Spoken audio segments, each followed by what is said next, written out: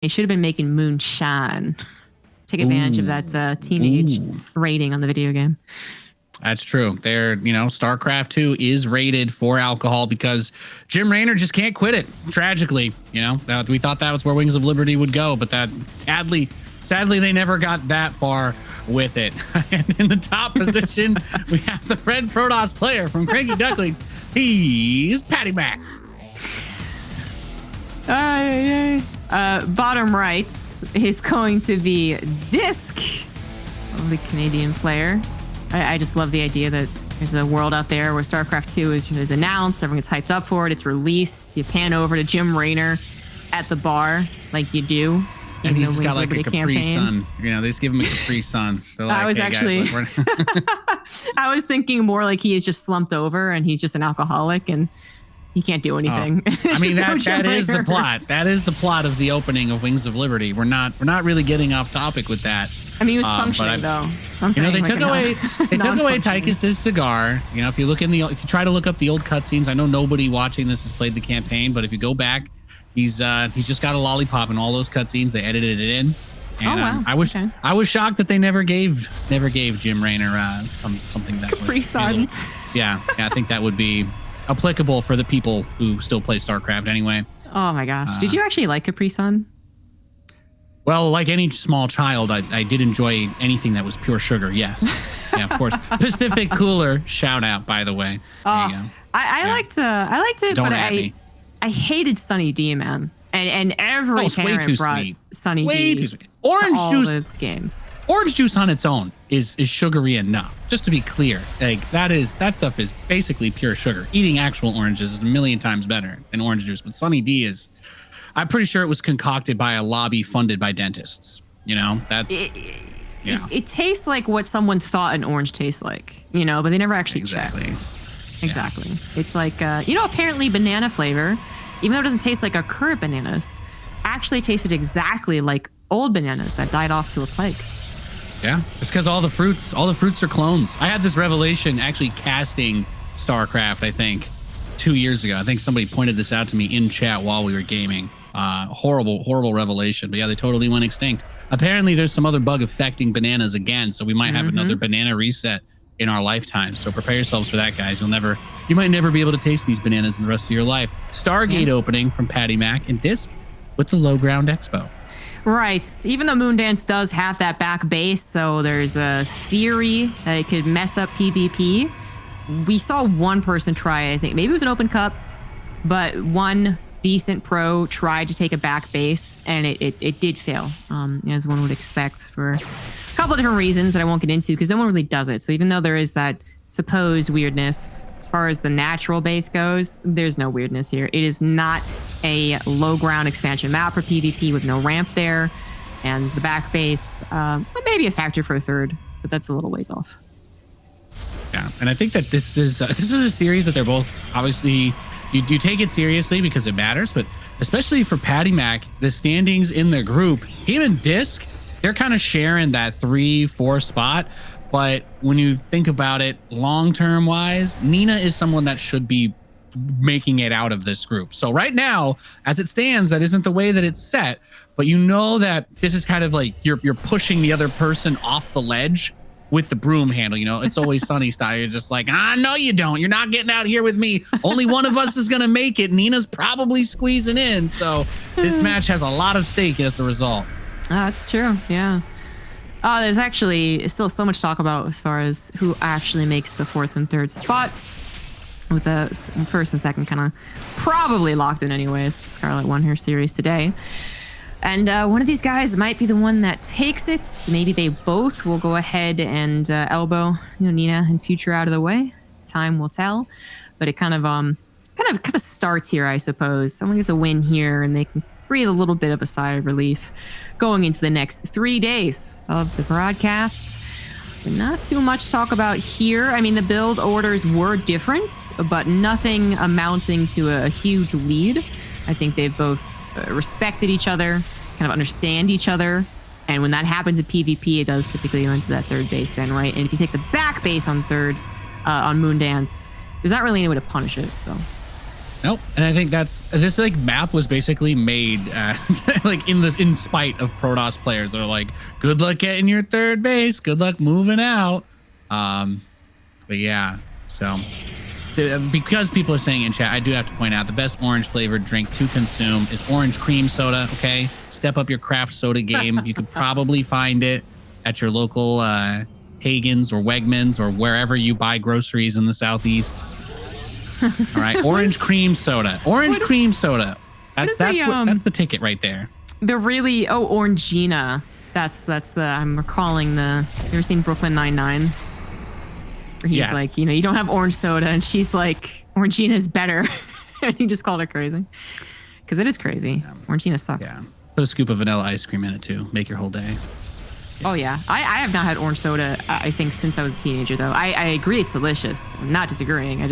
I never get around to it. It feels like too much of a treat, and diet orange soda is terrible. Yes, yeah, it was horrible. Well, it's like diet root beer. There's a lot of it out there. It's very tempting, but no, 0 out of 10. Do not recommend. Double Stargate being added and a fleet bacon for PattyMac. I love to see it. What do you think? Is this Void Ray memes? Is this like Turtle into Carrier memes? Oh, I think it'll be carriers. Yeah, I think he's already trying to jump over a couple of PvP steps. I don't necessarily mind it on Moondance when you are kind of assured of that 3-base v 3-base situation. It kind of means you're also assured for a 4-base versus 4-base situation. You know what I mean? Like, again, no one can really punish the 3-base setup as it is in this particular game, although getting a Robo is kind of punishing. That is very nice. PattyMac will want some Immortals to help cover for the initially lackluster number of capital ships. So that's that's actually a pretty big deal. That's going to reduce the number of Immortals from like potentially 3 with the first couple of carriers to just the 1. Yeah, I think that's, even the guy, we have the greatest example from today. We got to see King Cobra play a PvP earlier, and even he built Immortals before his carriers when he thought he needed them versus the ground. So that Robo, I know for a fact, is a huge pick off because the guy who wouldn't want to build anything else would still build those. There are 2 on the ground. There is, of course, the shield battery. And for PattyMac, it's a game of time. All the pressure is on DisK. If he doesn't want to play versus Maz Carrier, he needs to just find a way to win in the next couple of minutes. Because once you get 3 or 4, and honestly, I'm kind of curious as to whether PattyMac will try to squeeze out a Mothership. It's going to be real hard to kill him. Stasis Trap on the natural. Only going to get 2 probes, not too bad. Blinks up and gets the Cyber Core. That's huge. +1 was on the way, right? Am I crazy?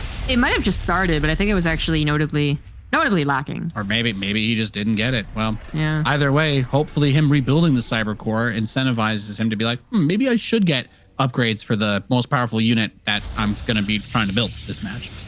DisK is definitely doing some very bothersome things that are still important. This is not a gnat buzzing around you. This is, I don't know, a hornet, which is actually kind of terrifying, but it doesn't kill you, So still want to be concerned, but PattyMac trying to stay the course, basically. If he kind of brings it back on a course, and no cancels on a couple of stack defenses isn't great, but if he brings it back, I think he's going around the track fine.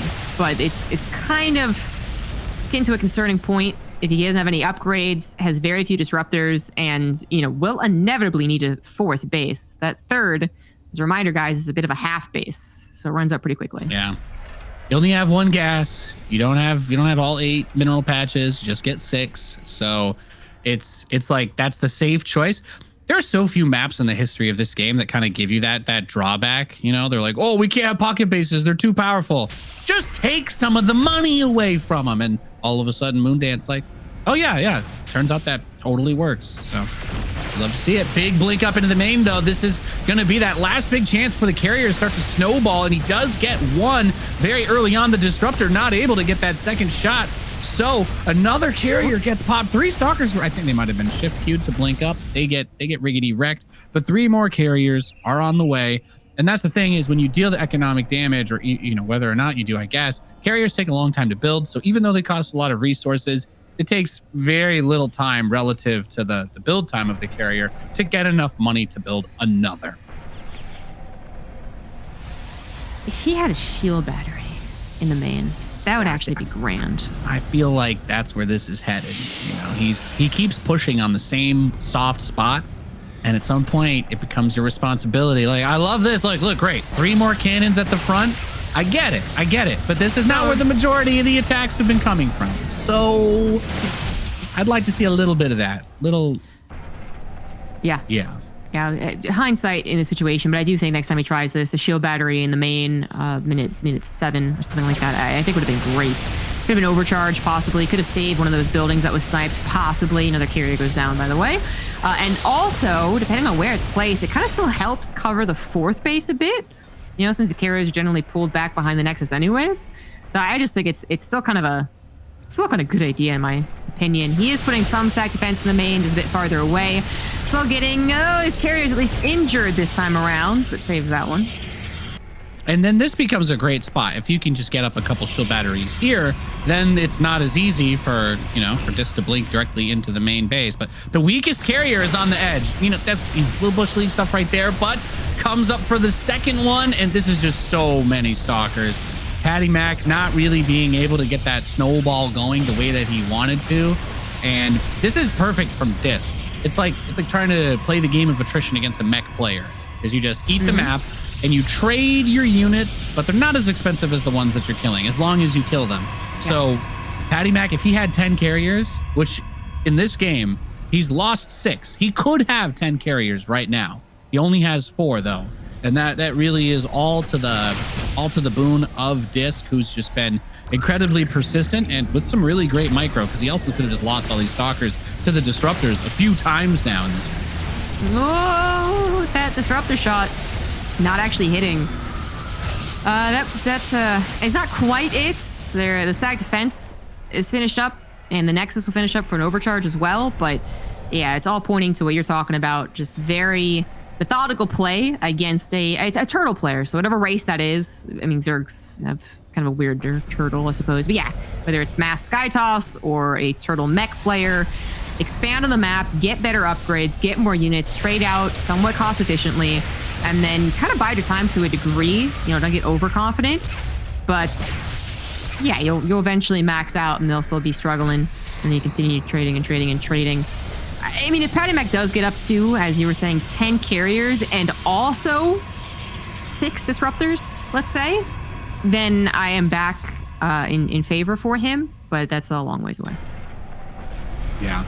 And again, the upside of playing this style is that PattyMac, if he can stabilize and stop the bleeding, then you can still build the ultimate death ball army of carriers. But DisK he is taking that I am going to drown you in my blood approach, where he's just going to continue. He is taking all the bases on the right side of the map and just throwing units at him nonstop. It's a comical number of cannons, but certainly not worth the overcharge there. Gotta rebuild him. He's going full Carax, ladies and gentlemen. Yeah. Break out the repair beam, baby. It's Thursday night. Oh, man. Now, he's saving the overcharge for this battle, but actually not in range of the shield battery. Ooh. So it makes it a little bit awkward. There's still tons of interceptors flying around, so DisK is not going to win with this particular battle, but he is going to have another very large warp in down to, again, 4 carriers. Still not on any better upgrades either, and it's now a 60 supply lead for DisK, so it's a matter of time, really.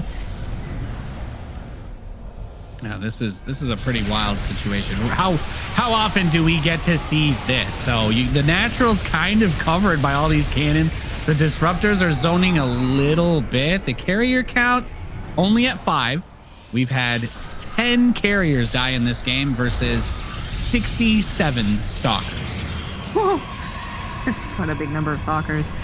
But backed up by DisK's pretty insane economy. He's been at a very good economy for a long time. Even now, still at 90 probes, which is it's taken away a little bit from his max, but is exactly what you want to do. Eventually, if he decides this isn't going to work, he could still get the leg up by going into Tempest in a very, very quick, expensive, but in his situation, quick turnaround to Tempest production. Stopped on 5 Stargates right now. I would not be shocked. I think he'd still be able to get there. But that might eventually be inevitable, which is a weird sentence, but you get what I'm saying. Like that actually might be what we have to land on here, because DisK is not quite cracking him. Yeah, he starts up the Fleet Beacon. He's got the Stargate going, and this might be the biggest criticism of the way that PattyMac has set this up, because I think that there is definitely some logic to this. We saw with King Cobra that obviously it can work, just grinding it out, but he has not really focused on those upgrades. So DisK could catch up there. I would have loved to see another cybernetic score for that reason. PattyMac only has +2. He is on his way to +1 armor, but DisK, it's not going to be that hard for him to catch up. If he was at 3-3 already, given the number of carriers he's lost, he probably should be at 3-3. Would be a whole different story. Yep. Agreed on both points. PattyMac probably should have had better upgrades, even with the cybernetic score being torn down. I think there was just some missed, there's pauses between the upgrades. And then for DisK, I'd love a second cybernetic score and more Stargates as well. You know, like I do think he has to wait to kind of pull the trigger on the transition, because I don't think slow transition is actually much good here. But you know, eventually you can go hardcore. I was talking about the tech swap, but he goes hardcore into the engagements once the disruptors. Oh my god, we're mostly gone. We're mostly gone. He does bounce on top of the carriers. Only 2 carriers left. Still the 24 stalkers on the field. 18 carriers have died. 113 stalkers. GG. Well, there you go. 113 stalkers is the answer to this. DisK takes game number 1. And really, I feel like it boils down to, it doesn't even feel like underestimation. It was just like, I don't think that I need to build the static defense in my main, which is a very odd thing for us to be talking about in a PvP. Because you will often have at least a shield battery for an Oracle or some other kind of harass. But if there was a cannon and a battery to stop those like 12 stalker hit squads from 2-shotting the carriers in that very, very early phase, I feel like that snowball actually works. And then when you're going to take the third, instead of having 5 and getting pushed back down to 3, you've got 7 carriers with 3 more on the way. And then you're trading out all those stalkers, and it just kind of spirals out of control. That's really how this works out. But an intense one, to say the least. All the cannons focus the fight to really just be in one area. Kudos to DisK for getting PattyMac to also fight him away from the batteries basically every single time. Yeah. Kudos to DisK on that one. I think he played it out methodically. Like, he knew what to do and he did it. There's a little room for error, and he managed to avoid it. So yeah, all kudos to DisK. But PattyMac, he did miss a couple of opportunities to solidify defenses. It did all start with the robo snipe, which you just don't expect. So that doesn't typically happen in PvP, even if you're not going for mass Stargate play. And that did start the ball rolling, because if he had, because I thought it was 1 immortal, he had 2. Let's imagine again when I said he had 2 more immortals when those carriers first pop. And it's 2 on either side. And then he doesn't have to worry maybe as much about only picking and choosing. On top of that, had he put a shield battery in the main, I think he's pretty much foolproof. But instead, didn't have as many immortals, couldn't actually protect both locations, even on a small base setup, and was punished either this way or that. So that was the one opportunity as well to really get a game like that for PattyMac. Now we're on Cosmic Sapphire. This guy is going to have to change up his plans. He is the Red Protoss, PattyMac. My only question is, does he though? His opponent in the bottom right, the blue Protoss player, he is DisK. But it's like, it's not even like his strategy was necessarily like doomed. There was just some sloppy execution in like just the defensive side of things. So I think that if PattyMac wants to play that style, I find that the strength of it is that you can kind of force it if you really want to. And obviously there's ways to lose. There's all those kinds of pokes that DisK can do, but they're all pretty like addressable things. You know, it's not like, oh, I just can't out micro him. It's like, yeah, the robo, maybe that was a bit exposed. Maybe if he's going to play this way against me, I can put my tech behind the mineral line or something like that, you know, or build the extra battery in the main base, because that's where the carriers were. And they were prime targets. So even if you can cut off the natural and prevent the attacks from there, that wasn't what DisK wanted. He just wanted to stop the snowball effect of the carriers actually building. And so, well, I think Cosmic Sapphire would pose a bigger problem, just because that third base would be very much targetable. Or last map, it was not. Could have still been possible if you just play around the 3-base typical PvP setup for a little while longer, but we do have now facts. PattyMac is changing things up. He doesn't look too confident in his own choices, though. He sat back, rubbed his head, made a grimace, and now he's going to dedicate to the robo. Yeah, I think after the way that game played out, he's probably thinking to himself that going into a head-to-head macro game is going to be tough. This is also going to be one of those first experiences for him as a player that the expectations are very low, but people are hyped up on him now. He beat Scarlet. So it doesn't always feel fair. It's like, oh man, I got all this pressure on me now. And that definitely changes things up when you're not used to it. And I think for a player like PattyMac, he's definitely feeling the heat a little bit. So that's just one of those things that over time, as he continues to play and compete, that's just like kind of slowly goes away. But it's not something that you can't just like alpha your way out of, oh yeah, I just don't care at all about this game. Like, no, obviously you're on here, you've made it this far, you already had one upset result, you could make it out of the group. That is a lot to have on your mind going into a match like this, especially losing in such a manner in this game one. Right. I 100% agree. It's not even that he's up against DisK either. Like, he has beaten DisK in the past. Not super recently, but he has. No, it's just the whole shebang makes it a whole new beast. He managed to get away a long time without actually having his robo scouted, but it did eventually, and that just means that DisK is reaffirmed in his decision making. But it also means that it's a PvP one base versus one base scenario, which technically means PattyMac could try and just like macro out of this. He could try and contain and then macro. I don't know if it'd be really all that good, but he could try it. Yeah. Hey, look, you've got the robo up front. He definitely wants to try and get something done. We know that DisK is aware of it, so he's got the battery in the main base, and with Immortals, should be able to deal with it. There's no sentry, so you're not worried about getting force fielded at least.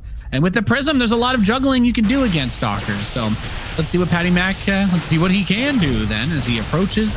And we're going to see that little back and forth, just shuffling with the Prism.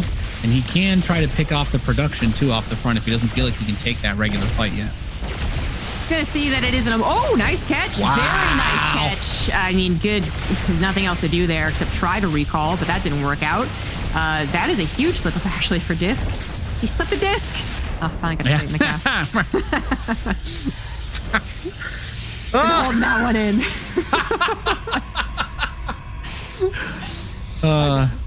That's props. Zombie Grub. I feel the ancestors smiling down on us for that one. Blink coming in for DisK as the follow-up. Yeah, he didn't have the Prism, right? So that force field was as good as it could have been, and having a 2 immortal lead like this right now, I feel like this is the best opportunity PattyMac's going to have to try and push, even if it just turns into have the Immortals target fire down the battery once he gets up the ramp as that sentry's pop. But all the units are up. The shield battery is destroyed. 2 Immortals are target firing the Stalkers. Another battery is about to finish, though, as the probes are pulled, and there is still a little bit of that production. 2 more of the gateways that were rebuilt in the back of DisK's main are done. The probes, though, get the Citizen's Arrest onto the first Immortal. Second one is trying to kite, but DisK gets out his own Immortal, and there is the recall, but it's not going to be in time for PattyMac. And this attack is looking like it has run out of gas. It has, but he got a lot of mileage with it. He killed 13 workers in total. Now he's ahead by 12. If this Immortal lives and a Warp Prism's on the way, so I think it will, PattyMac should be safe to macro on his, and certainly on his one base. I mean, they're both gonna start mining on the minerals, but oh my god, please pick it up. We're good. He could kill a couple of the Stalkers there, but the other Immortal definitely don't want to get hit by that. So the robotics facility will be taken out of play now, and all he can really do is just bring the Immortal back and try to poke. Is the Stalker that he can juggle against, but there is also the shield battery. And the Nexus will soon have enough energy for an overcharge if he needs it, but he can keep killing the probes. Yes, but he just used recall. He can't bring the Warp Prism and the Immortal back, right? So, and he just got rid of the wall, which wouldn't have lasted long anyways, and he has no shield battery in the main. Yes. No, he didn't warp in a century. I was going to say, flip God, warp in a century. I think he started the Stalkers and then realized, yes, control of the ramp might be nice. Okay, I think he's fine. Because, like, the Immortal getting hit first actually gives me so much more confidence. If they had just, like, busted up and PattyMac wasn't paying attention, I was a little concerned. PattyMac is at least paying attention, even though he got 2 Stalkers killed. He's fine. We're good. Yeah. What a wild game this is. And he's ahead 10 workers. So for PattyMac, it really is just survive to the point where he can just spend that money, build some more units, and try to make another attack. The DisK does have Blink, So those straight up fights, definitely a little bit awkward. PattyMac's blink is almost done though. So with all of those things evening up, the economic loss of those workers was pretty brutal for our blue Protoss. I would love for DisK to go into a Dark Shrine. They both went into Twilight Councils, and DisK got his blink. That's great. PattyMac's getting his blink now, actually. Oh, blink is going to be huge for killing this Warp Prism. See, that is very cool. But I also feel like a Dark Shrine would win this game. There is no replacement Robo, and the Observer did not get out. And DisK could... It'd be a gamble. He doesn't know for a fact there's no Observer, but he maybe could have tell. I don't know. It would have been nice, but he's not going for it. DisK has a lot of units. Getting the Immortal there was definitely a huge pickup. Has the rest of the units, tries the force field. Stalkers do blink back in time. The aggressive blink forward to chase. And this is one of the things that makes Cosmic Sapphire kind of a funky map, is you have these little ups and downs to get through the center. So you can really play with that for trying to get that peel as you retreat back to your base. Oh. And it's the hallucinated prism coming in hot. Oh, it's so important that it actually gets a scout in the Dark Shrine, but it's going to run out of time before it even gets back there. Oh, no. Yeah, and DisK is getting an Observer, so even if there was an Observer for PattyMac, I mean, there's pretty much only one. That much you would know for a fact. And you could try and snipe it, and then even better if there's no Observer. And there's no Observer. There's no Stargate. There's nothing. If DisK gets one DT warped in and across the map, he wins. It's over. Exactly. Yeah.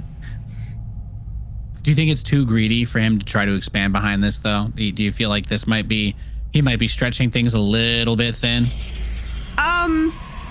I think if he literally loses all of his army because of it, then yes, right? And then the main base is under attack. He has to warp in defensively. That probably gives PattyMac enough time to get a Robo.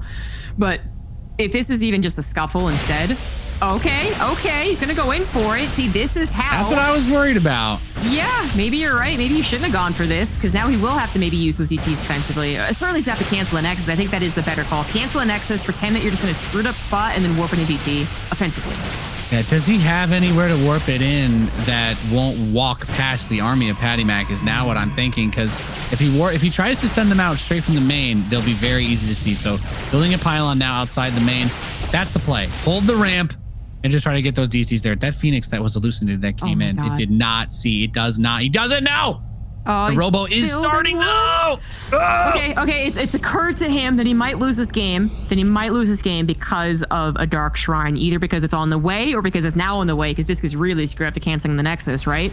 Either way, this Robo timing could save PattyMac's life. If he sees the shimmer, he can wall off his main. He can force field the main. Is he paying attention? He just warped in. He's not paying attention. He's not going to close the door. Okay. Do you go for probes or do you kill the Robo? Kill the building Robo, right?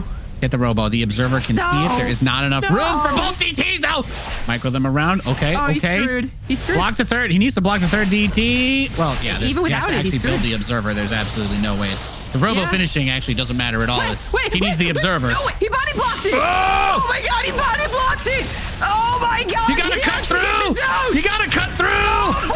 Oh no! 65% done. He's trying to get through. There's the force. Oh my God. PattyMac. What a. Oh, look at this. No reaction whatsoever. What a baller. Do you want to know something else that's in the shape of a disc? What? A patty cake, zombie grub. There you go. Patty cake disc. That's all I had. He still is losing probes though. So, more DTs. Yeah, he's now down to 17 probes. So many probes had to die for the Observer to get out. That's things. And there's the Archon morph. Stay here and deal with that. So DisK has a natural now. He's got 28 probes. PattyMac has 10. Not the best spot to be in. I mean, that was the most incredibly hype thing I think we've done all day, but he did kill all of his workers. So yeah. Damn, man. Nope. That's NA StarCraft. Look. I know some people have been complaining about how many PvPs there are, but no two of the PvPs today were the same. All right, it's crazy. All of these matchups have been ridiculous. PvP low key clapping lately. I love it. I love to see it. It's very good. So now what PattyMac has to do is kill the Observer of DisK and go GTs himself. It's the only way, man. Please no. It's the the only way. I think it is literally the only way. I don't think they can get it to disruptors. It's gonna try a multi-pronged attack. I love the idea, but DisK was actually on top of it and just bodied it. Very ready. He's very ready for it. I honestly thought that he might try to pick off the one observer that PattyMac did build and still try to get that robo when he sent the DTs back. Because, you know, like he still would be a little bit vulnerable there since he had his own detection already, but not a huge deal. And I see he was looking at that bottom left. Look what DisK is doing. He's taking the gold. He's going to take the gold while he moves out and have a little insurance policy for his next attack. Yeah. Okay. All right. That'll probably get up and running, actually. That is almost a no-brainer in this situation. Almost. DisK has not gotten into the main again, and I guess in a while, so there's a chance something weird, something funky's happening. But PattyMac has actually chosen to try and basically stay the course and hope that just some solid PvP can keep him alive long enough for a comeback. If he had not fallen behind by so many, if it was 8 probes instead of 17, I'd say that is very possible, but I'm surprised he's gotten this far. This game has delivered. Big time. Depths are inside the main base, though, getting a couple more of the probes. So PattyMac was actually able to rebuild the majority of the workers and catch up. He's down a little bit now from the adept, but he hasn't completely lost all semblance of hope. I think once this gold base gets saturated, like he's even getting the battery, just like, yeah, I don't want to leave any option open for this to get killed. And what is PattyMac going to do? Would he think to check this base or just try to get aggressive on the other side of the map? Well, it doesn't matter because the stalkers are going to blink into his main base and kill the cybercore. He needs to go home and defend himself. Right, and he doesn't have as many stalkers. Well, yeah, actually technically has one more, but he's going to be playing runarounds, and DisK could recall and at least save some of the stalkers, which would be good enough. Because even though the supplies actually look totally fine right now, that is the funny thing. They look totally fine. It is because DisK has invested into things that haven't quite given him the data. They don't make his numbers look good. He's got upgrades, he's got a third nexus, he's building probes still, but soon his gateways will all finish and he will warp in continuously. And that should become a 40 army supply lead. It should be a little too much. Let's not forget, PattyMac can't build stalkers. He just restarted his cybernetics core. So he's got some units right now, but like you were saying, not only is the money going to kick in for DisK, but the lack of production capability for PattyMac is not something that's super cash money for him either. PattyMac, if he gets up to 3 bases, he could maybe then dive towards disruptors.